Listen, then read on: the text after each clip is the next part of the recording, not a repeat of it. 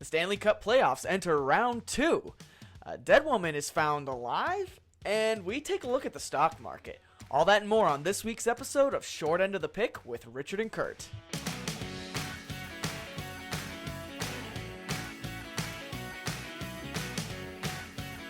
Hello and welcome to Short End of the Pick with Richard and Kurt. Hey, thanks for joining us today, guys, and why don't you go ahead and take a look down there. You might see a little subscribe button. Why don't you go ahead and give that a little tap. Make sure you're staying up to date in all we're doing. We're starting to enter football season pretty soon, so we're going to be checking out some good stuff over there. We might have some, adjust our, the way our, this podcast goes, and maybe gear towards that a little bit more. If you guys have any thoughts, if you have any thoughts, let them down in the comments. Let us know what you're thinking, what you want to hear more about, and check us out on Twitter. Check us out on Twitter at PodcastSEP, at PodcastSEP.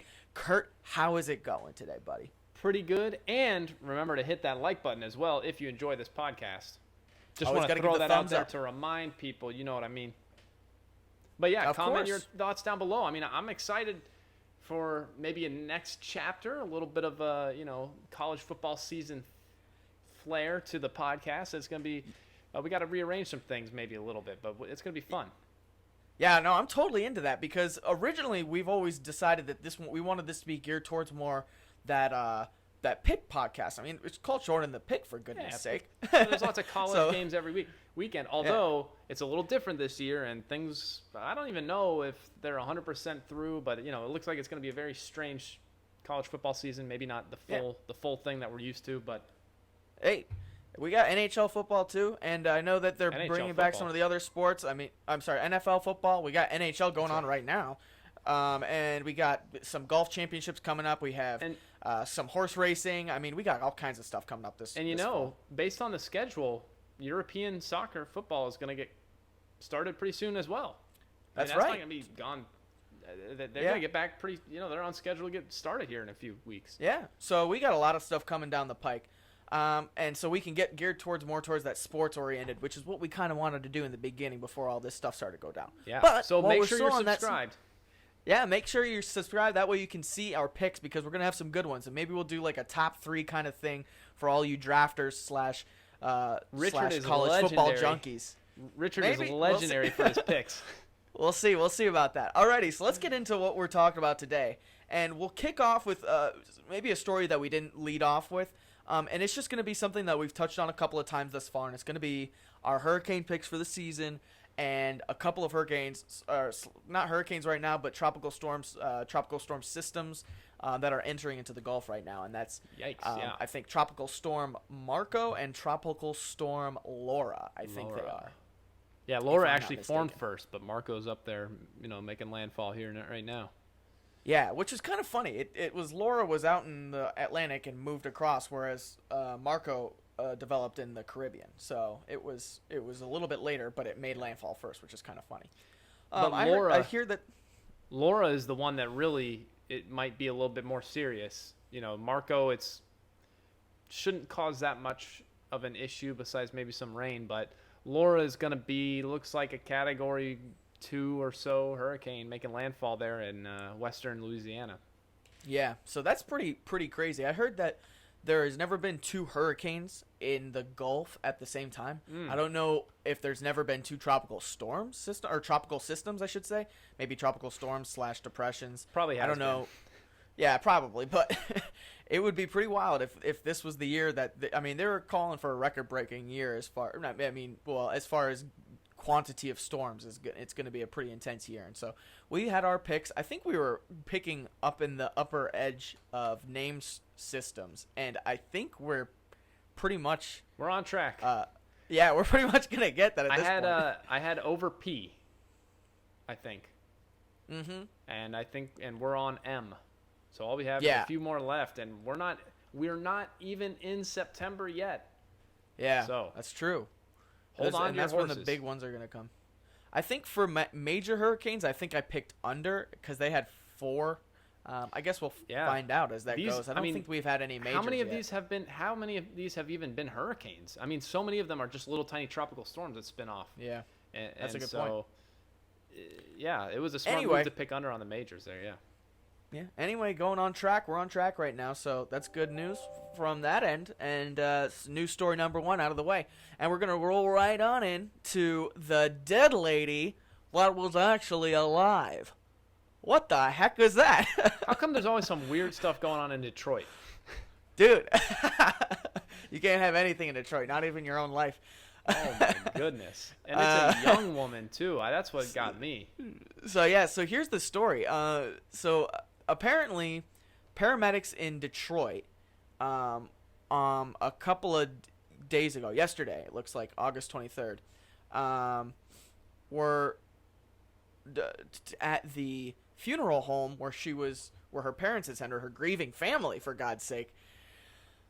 They found her alive. That's like a skit or something out of a movie where the person at the morgue opens up the thing and the person's alive. Oh my goodness. Dude, it's like, could you imagine? That would be scary almost, but I'm sure that probably happens, like, not regularly, but that happens. It's happened before, I'm sure, and it'll happen again. I don't know about regularly. Yeah. That's freaky. Like, the thing is, I thought that paramedics or whatever they're called, EMS, yeah, they're not supposed to, sign off on death, time of death or anything like that. They're supposed to just, if they're doing first aid and they're like, okay, this person might not make it, they load them up into the thing and they drive them to the hospital and they let a doctor at a hospital declare death. That's what how I thought it worked. But I guess it's a little different everywhere you go. No, I mean, you're right. It says in a second statement released on Monday, this is an article on ABC News. The fire department clarified that a local emergency department physician pronounced the woman dead based on medical information provided by the paramedics, the fire department paramedics. Yeah, but you're not supposed to declare someone dead based off of what someone else told without you. actually being there, yeah. Oh, you say they're dead? You're paid $50,000 a year? Okay, let me just sign off on this paper real quick, and let's get them off to the funeral home. Yeah. Good night. I mean, this... So essentially you had two sets of people that were required by... I mean, you had two sets of people that said they were dead even though they weren't. Yeah. Like, what? Yeah. I'm still kind of confused what the time frame was here, but this kind of freaks me out a little bit from, like, a personal standpoint, and I know I kind of mentioned this to you off air, but the whole idea of, like, a lot of people are organ donors, and I'm pretty sure there's probably a finite amount of time that you can really handle that kind of stuff. Like, you need to figure it out pretty quickly and then get them on ice and whatnot and get them to wherever they need to be. I mean, I don't know if she was necessarily and how long the time frame was before they realized that she was actually alive, but that could have been catastrophic for her, Yeah, I have no idea. I mean, but I guess if you do the test and I don't know. I don't know what the threshold is for death. Like, yeah. What physically happened? Someone needs to look at her body and find out what happened. Like, what? Her heart was stopped. Her breathing was stopped. How long, like, after... I don't get it. Like, when did she wake up? You know what I mean? Like, when did she become conscious? I mean, did she become conscious when the funeral home people were messing around with her? I mean, I don't understand. And how could her heart not be beating for how long? Yeah. How long was it until her heart started beating? Like, how could that even happen? I'm sure that they rely pretty heavily on, like, medical technology, like the tech stuff. So they probably just took a reading, and the reading probably came back bad, and then just went with it, and didn't actually have... Like, maybe they felt for her pulse, and it's like, it was a weak pulse, but they didn't feel it. Yeah. Well, so she's just sitting there, like, barely alive, like, unconscious, and then I don't know how many hours later was it that the funeral home people discovered her alive. And what was that scene like? Yeah. Now that I think about it, it seems like if she was an organ donor and they went to, like, try and figure that whole thing out, that they might have noticed then. If your everyday funeral home figured it out. Right. There's like a separate check. Yeah. For the organ donation procedure. Yeah. First step, like, confirm again that they're dead. Make sure. Yeah. That's funny. It's funny, I guess, because the woman's alive. I mean, she's just living her normal life now. Yeah. I mean, hopefully there's no prolonged, like, brain damage or anything like that, but thank the Lord. Who knows? But I'm sure there's a lawsuit coming down the pike at some point. Kurt, is that your pick? That's my pick. She's going to be a millionaire by the end of the year. Hospital insurance is going to get whacked on that one. Oh man. Alrighty. Well, well, let's move to sports. Yeah, let's move right into sports. Go to the NHL because, well, I guess before we go to the NHL, can we just talk briefly about Champions League final and Bayern Munich winning the Champions League final? Yeah, dude, that's pretty. I mean, honestly, big deal. I totally forgot that Champions League was going on. I know that doesn't sound like I don't sound like a good fan right now, but just because it was like it just felt so quiet for some reason. Like it just didn't have the same hype. You know what I mean? No, yeah, it definitely didn't. The schedule's all wrong. They're not playing when they normally would be, and they're in an empty stadium, and it's just weird. And you had some weird upsets too. Yeah, probably because of some of those factors. Yeah, that's true. But that because they weren't playing at home. Yeah, they played in a bubble, so typically it'd be a one away leg and one at home. And I think they took some two leg matches and made them into just a one game elimination type. That typically wouldn't be. Yeah. So anyway, you had some weird results. Remember, Bayern Munich beat Barcelona in the semifinal. 8-2. Barca. So, 8-2. Yeah, if you didn't see that, you're missing out on because Barcelona fired their manager the next day, and in the Bayern Munich looked really good. Bayern in the semifinal, I think. No, it was the quarterfinals. I'm looking at it right now. Oh, quarterfinal. Yeah. Okay, and Bayern Munich was undefeated the entire competition from group stage all the way through. Wow, that's got to be for the first time pretty ever. Rare. Oh, first time ever. Wow. I don't know if they were I don't know if they were undefeated or if they were actually they didn't even draw in any of their matches. Oh yeah, if they won like every single match, wow, that would have been. They impressive. might have, because their group stage. Remember, they had Tottenham in their group stage and Olympiacos and that other weird team from Austria or something. So anyway, they're like one of the most. They're on paper the most successful Champions League team ever, and back to winning ways. They won like 6 or 7 years ago was the last time they won the Champions League, and they had a great team. It was an interesting final because there were two really good offensive squads with shaky defense, but it was a 0-0. It was a goalless match until like the 65th minute, and then it was just a 1-0 result and just good defense. Yeah. And I mean that's a good standard, like high quality game right there. Just a long battle. Some people say that more goals is better to watch. Really? Oh, I mean, it's better to watch, but I love defensive battles and defensive struggles, and I love defensive games. Like when the Patriots beat the Rams in the Super Bowl a couple years ago. You're trying to like 13-9. You're like sprinkling in football. You're like, remember, it's coming, everybody. September is right around the corner. Maybe, but yeah, it was a good defensive showing by both sides. But yeah, like look at Neymar and. You got all these, Kylian Mbappe superstars, and they weren't able to score a goal against Bayern Munich. Some great saves by Manuel Neuer, who's an older guy, kind of forgotten. So and Robert Lewandowski, and he's getting old now. It's just a really redemption win by Bayern Munich, who has had quality for a long time, but they never made it through to the final stages of the Champions League. For sure, yeah, no, yeah. It's no less a Champions League win as it is any other year. Like no, absolutely not. And it was up for everyone to go get, and they ended up on top. Yeah, they definitely proved a point there. 8-2. Oh my gosh, I did not realize that. Although I think the Champions League matches were all played in Germany. So was that part of the? It was hosted in Germany, the bubble. But anyway, so who decided that one? All right. FIFA up to some corruption. Okay, let's switch over to NHL. We're rolling right into the NHL here. So this will be where our two picks are. And for anyone else, that doesn't watch the NHL, because I never did for a really long time, and then I started getting into it only in the last couple of years, and really don't, I hadn't spent too much time on this year, obviously, because so much going on. It's hard to keep track of anything. But the Stanley Cup has been going on, and they just finished up round one like a couple of days ago, So all these games are like a fresh series, and a bunch of these teams have only played one game so far. If any, I don't think anyone has played a second game yet in round two. And so there are it's round two, and then it's the semifinal. Wait, no. Yeah, round two, then the semifinals, then the finals, I think. And so we are getting into these picks pretty early, and anyone that's watching right now can kind of comment your peep the games. Comment your picks down below. And comment your picks for sure, because there's a lot of games left to be played. You know, we can do this for a couple of weeks right now. Stanley Cup has got a lot left to go. Yeah, and hockey's always an exciting thing to watch. Oh, my gosh. If you're missing sports, then put on a hockey game. It's exciting. Yeah. So it's so much attack and defense. It's just it's so high energy. Anyway. Yeah. So we have the Lightning against the Tampa Bay Lightning against the Boston Bruins.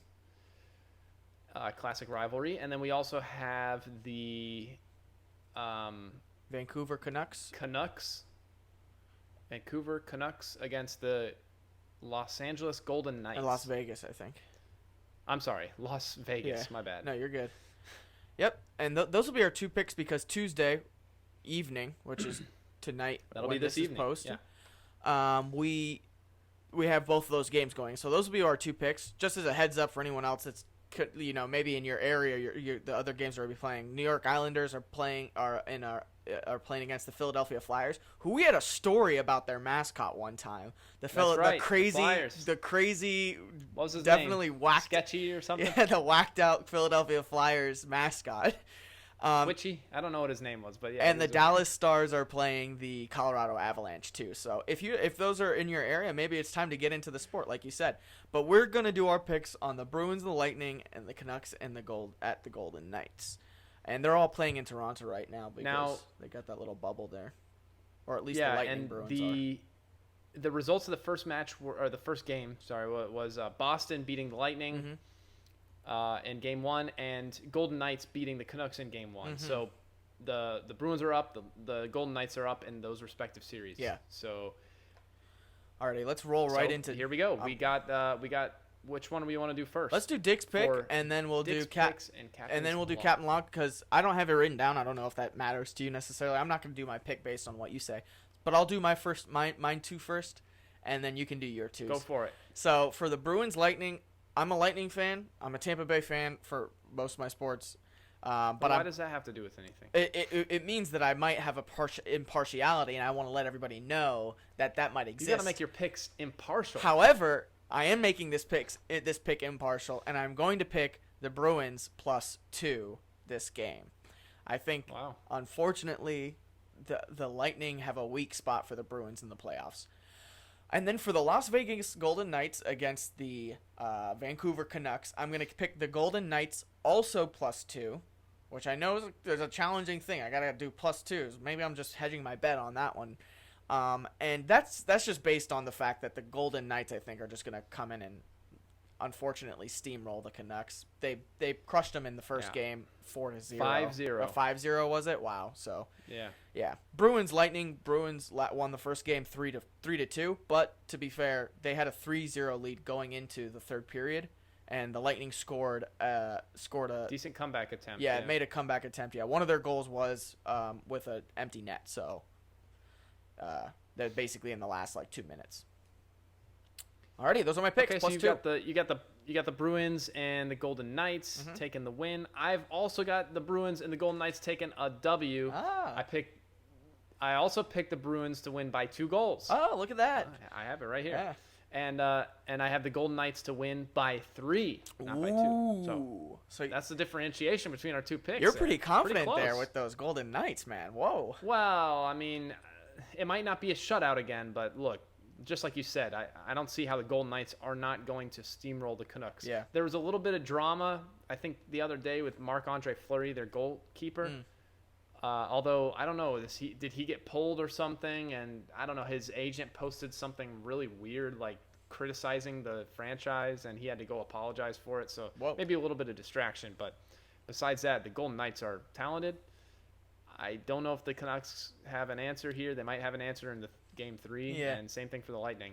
The Lightning are not going to be able to put up with the Bruins' physicality. I was just thinking about this. I mean, I think probably the toughest teams in the playoffs right now are probably the Bruins, the Lightning, the Golden Knights.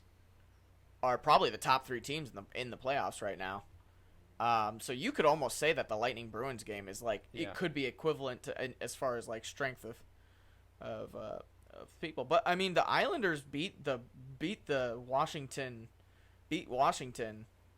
who was number 2 in the East. I don't know if it's called the East, but they beat Washington, which was pretty impressive because the Islanders were not like an outstanding team this year. They were like an okay team. You know, they made the playoffs, but yeah, the Islanders have been building something up over the last couple of years. Also, keep an eye on the Avalanche. They had, the Blues got knocked off already, but the Avalanche in the West Central had 92 points to close the season. Pretty high. I mean, yeah, so they're an outstanding team. Yeah, for sure. So this will be a good year. I mean, you can't go wrong with some good NHL. Alrighty. Our picks were almost identical, so that's interesting. A couple of wins. We got the same team, but we are rolling into Stock Talk. Yeah, and I don't think we have a story this week necessarily. I mean, we can talk about some stuff, but let me just first, before we get into any fun stories or anything like that, let me just touch on the indices real quick. Go for it. Dow Jones Industrial Average up 1.6% since last week. NASDAQ up 1.8%, and the S&P 500 up 1.6%. So we're seeing pretty healthy numbers right now. Oh yeah, it's been healthy. A little, like the whole time, it's just been a little bit of slowdown from here, every once in a while, and then it doesn't fail to keep rising back up. Yeah. I will make note of this. This is kind of newsworthy, and it was a little while ago, and we kind of mentioned this, off air again. We do a lot of talking off air. We should do another podcast of us just talking, not doing just a podcast for our episodes. We were talking about how Apple is officially the first company to hit a $2 trillion valuation. So that's pretty impressive for a stock. I actually just purchased a couple of shares or actually only one share because it's really expensive. You should have made it. You should have made it your pick last time. I should have. In hindsight is 2020. Yeah, I mean, I also should have bought some Amazon stock in 1995, but I can't always get winners. But it's either that or Tesla. Yeah.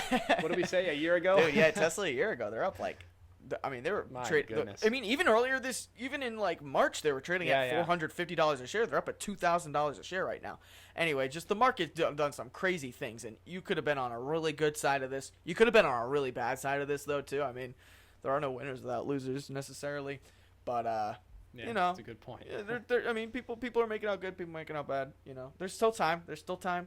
Infinity amount of time coming up. So. Any thoughts on the market right now as far as like your fears, maybe? Any? Well, it's impossible to say. I mean, I always, that I've had fears at the back of my mind, ever since everything started going down. Mm-hmm. It seems like it's kudos to the Treasury and the Federal Reserve for pumping whatever they needed to pump in, so that the stock market looks, obviously it took a hit, but then, it quickly recovered. Yeah. Now, what does that translate to long term? That's a lot tougher. And how long of a window do we have if things start to collapse again? How long of a window do we have until that starts happening? I just can't answer because I've been shocked at how well we've recovered in the first place. Obviously, you give a shot of adrenaline and it's going to go up, but the adrenaline wears off eventually. And then you're left even worse off than you were to begin with, almost. So I do fear. I mean, I noticed anecdotally, I've been looking around at some places like on Zillow and some of these common websites for posting property and stuff. I noticed like a big surge, and I don't know if that's just because the school year's starting, if it's a seasonal thing, fall or whatever. But I know it's a huge surge in listed houses, and every time I see negative data, I just think, oh my goodness, like this is tied back to people don't have money, disposable income. They're starting, they were able to hold out for this long, but now they're starting to turn in their keys and they can't make their payments and stuff. But who knows? I mean, there's lots of other stories of people making more money than they used to. That's a good point. Even though they're not working because of unemployment. So I have no idea. I mean, at a certain point, like you said, you can always go back to that shot of adrenaline. It's easy to think that things are fine when the government spent a full year's worth of expenditures in 8 months. If not more, or at least coming up on more. Trillions, yeah. So I mean, it's the same old story, you know, same old song and dance since 2008, essentially. I mean, nothing's changed, and so you just got to be cautious of that whenever you're doing anything. Diversify a little bit in this season. Get some precious metals if you're worried about it, and then I think that will hedge you a little bit. I mean, but don't go out and buy, you know, sell everything you own and buy gold. Yeah. I mean, it's I wouldn't advise that. Yeah. No. Although I think that gold's trading a little low right now, so that gold has been doing well, but so has the stock market. Yeah, since that's the true. drop, Yeah. All kinds of good stuff. You'd be missing out. I mean, if you sold all your stocks in the big drop, and then you sold everything, and you've just held on to cash since then, you've lost out a ton. Mm-hmm. Yeah, because it's bounced back, and you know, they're trying to do what they can to keep everything going as well as they can. So travel stocks looked okay today, but yeah, that's true. That's another thing. You know what I was thinking about? First time in a while. I wonder what the impact of natural disasters are on the market. And this could be a whole thing that we could flesh out on a whole other episode, but I know that Northern California is basically burning to the ground. They're experiencing rolling blackouts, and then now the Gulf is experiencing those two tropical systems. So there's something to be said about those that impact the economy. Alrighty, we're taking up too much time here. Let's get into the hot take. Yeah, hot take and the big pick. So yeah, dude, I couldn't remember it again. I promise you, man, you cannot pay me enough. You go ahead and do your Richard's hot take. Okay, I'll go ahead and key you in on it. Alrighty, I think this week I'm gonna take Groupon, ticker or stock symbol GRPN, and for whatever reason it was like a weird. It was acting weird. Going from 2018 into 2019, and then into 2020, it was just like weirdly low. But recently, it's been like kind of ticking back up to where it was pre lockdown time. And once people start to try and get in, you know, back out and doing things again, because eventually it's gonna happen. I mean, we're coming up on the end of the year. You know, people are gonna want to buy gifts for people. People are gonna want to do stuff. And then people are going to be, you know, urged to return to normal eventually, you know. Groupon might have a little bit of you get a little bounce, right, you know, in the next week or so. We'll see how that pans out, maybe. Yep, they're up over double, over 100% in the last month. Yeah, wow, okay. So there we go. And 16% today. Yeah, that's why I picked it, because it was on the 16%, you know, it was on the leading indicators there. Well, my big pick is going to be Crocs. What are those? Crocs, the shoe? Yes, the shoe. What? They were hit pretty hard. I don't know if they're made in China. I guess it's headquartered in Colorado or whatever. But they took a big hit, you know.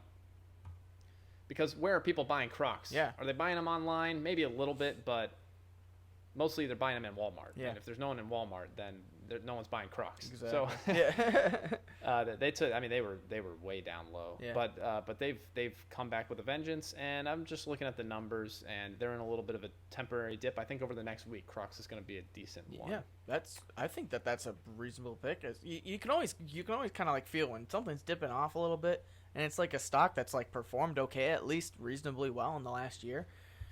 It might not. It might just be like a trading, you know, imbalance that you can maybe try and take an advantage of, and that's like in the last week it's down 3.5%, but in the last month it's up 10%. Oh wow! So that discrepancy, it's like it's there's a lot of positive pressure long term on this thing. Yeah. But just in the last week it's dipped. So yeah. And it's curling back up. So I think it should go up. Yeah, there might be a good that sounds like a good opportunity right there. Actually, I kind of like that. I look for those little ones. Yeah. You pick the the roulette table. Dude, ones. I am like I'm throwing the dice on this one, man. I gotta land snake eyes, or else I'm blowing all my cash. But also, all right. Well, that real quick, that wraps up our stock talk. Go ahead. I have one last thing. It was just kind of like pointing this out too. I noticed that the car market too is on the up and up. So maybe there was something there. Maybe I'll look into that next week. We'll see how it goes. Okay, a little bit of hint to the future. You guys, go ahead and comment your stock pick for the week. What do you think is going to be the week's best stock? You see if you can beat Richard and I. I don't know. I don't know if they can. Crocs and I don't know, man. I don't know. Groupon, what would you pick? Crocs. Groupon, and Crocs. Those are tough to beat. Well, yeah. So comment that down below. Comment who you think is going to win the 2 NHL games that we got up there, and that pretty much wraps it up for this episode of Short End of the Pick. Anything else, Richard? Nah, man. You can sign us out. All right. Well, it has been Short End of the Pick with Richard and Kurt. We'll catch you guys next time. Until then, peace.